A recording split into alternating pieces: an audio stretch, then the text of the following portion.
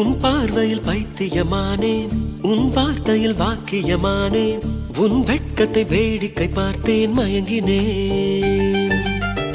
ஒரு ஞாபக அலையென வந்து என் நெஞ்சினை நனைத்தவள் நீயே, என் வாலிப திமிரினை உன்னால் மாற்றினேன்.